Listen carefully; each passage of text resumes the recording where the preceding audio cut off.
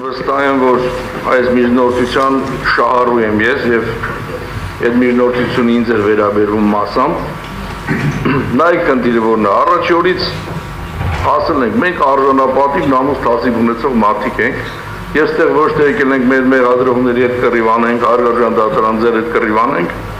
Քավլիցի այդպիսի մտադրություն չունենք եւ պատշաճ վարկագիք դիտենք դրսևորել, այնինչ որ այս դալիճում տեղի ունեցել, եղել է մեր արժանապատվությունը պայլում եք թազիվը պայլու համար։ Նայեք,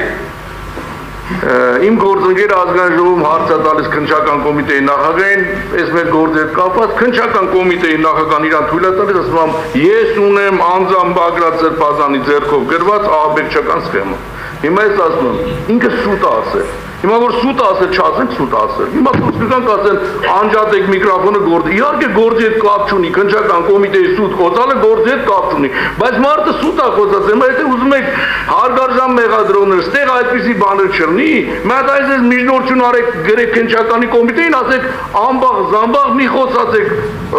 հմեկում, մի խոսացեք ազգային ժողովում, անկեղծ եմ ասում, մենք խնդիր չունենք, մեր խնդիրն է, մեզ պաշտպանելն է։ Հիմա դուք մեզ ասում եք ահաբեկիչ, պատկերացնեք իմ աղջիկները գնում են դպրոց եւ ընդ մեկը կարասի այս են ահաբեկիչի աղջիկ, դուք պատկերացնեք սրանից վատ մեղադրանք կա կամ վիրավորանք կա, հիմա դրանից հետո ասում եք հələ մենք вообще չխոսակեն, ուրեմն մենք խոսալու ենք ու պահելու ենք մեր արժանապատվությունը, մենք չունենք անձնական ձեր հետ խնդիր, ձեր ընտանիքների հետ խնդիր, մենք պահում ենք մեր արժանապատվությունը, ինչպես պահել ենք ամբողջ մեր կյանքում։ Հիմա մի փորձեք, մի հատ էլ միջնորդություն անեք, բայց ես շատ ուրախ եմ հարգելի գործընկերների հետ միջնորդության համար, որ մեր պայքարը տեղին է, որ մի հատ էլ միջնորդություն են արել։ Շնորհակալություն։